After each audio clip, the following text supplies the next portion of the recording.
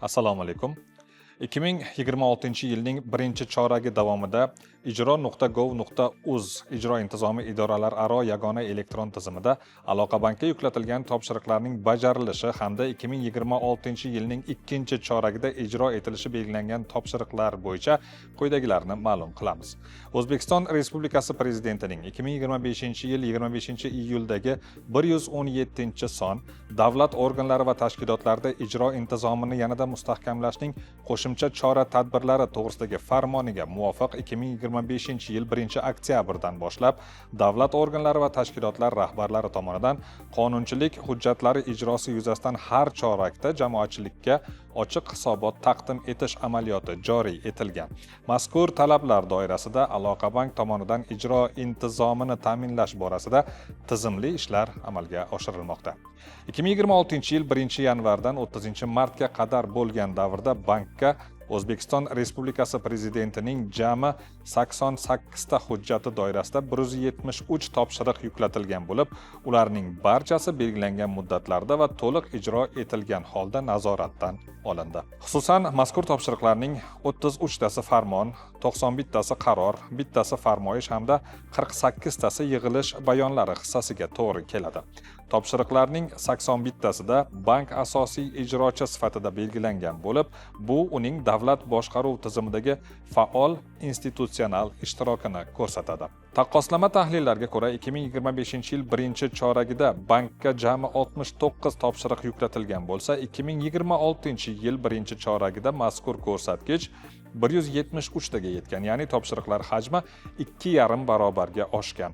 Bu holat bankning davlat dasturlari va islohotlar doirasidagi mas'uliyati sezilarli darajada ortib borayotganini anglatadi.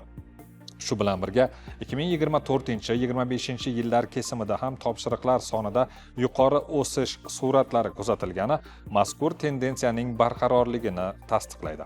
Prezident administratsiyasi rahbarining rezolyutsiyalari doirasida bank ishtirok etgan 4 topshiriq ham to'liq ijro etilgan. Shuningdek, Vazirlar Mahkamasining 4 ta qarorida belgilangan 7 topshiriq ham o'z vaqtida va sifatli bajarilib, nazoratdan olingan. Bu esa bankda ijro intizomini ta'minlash bo'yicha samarali monitoring va nazorat mexanizmlari yo'lga qo'yilganini ko'rsatadi. 2026-yilning ikkinchi choragi uchun belgilangan vazifalar tahliliga ko'ra, bankka O'zbekiston Respublikasi Prezidentining 64 ta hujjati doirasida jami 229 topshiriq yuklatilgan. Bu 2026-yil 1-choragiga nisbatan 56 taga yoki taxminan 32% ga ko'p bo'lib, kelgusi davrda ijro yuklamasi yanada ortishini anglatadi. Ushbu topshiriqlarning 53 tasi farmon, 120 tasi qaror va 48 tasi yig'ilish bayonlari hissasiga to'g'ri keladi. Shu bilan birga, ikkinchi chorakda jami topshiriqlarning 65 tasida bank birinchi ijrochi sifatida belgilangan. Prezident administratsiyasi rahbarining rezolyutsiyalari doirasidagi 5 topshiriqdan 4 tasida, Vazirlar Mahkamasining qarorlari doirasidagi 6 topshiriqdan 5 tasida bank asosiy ijrochi sifatida ishtirok etmoqda.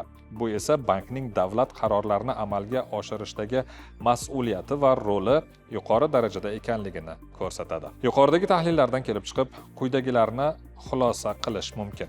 Topshiriqlar hajmi yildan yilga o'sib, institutsional yuklama ortib bormoqda. Bankning asosiy ijrochi sifatidagi ishtirok ulushi yuqori bo'lib, uning strategik ahamiyati mustahkamlanyapti. O'zbekiston Respublikasi Prezidentining 117-son farmoni talablariga muvofiq Aloqabank rahbariyati tomonidan har chorakda qonunchilik hujjatlari ijrosi holati yuzasidan jamoatchilikka ochiq va shaffof hisobot taqdim etib borish amaliyoti davom ettiriladi. E'tiboringiz uchun rahmat.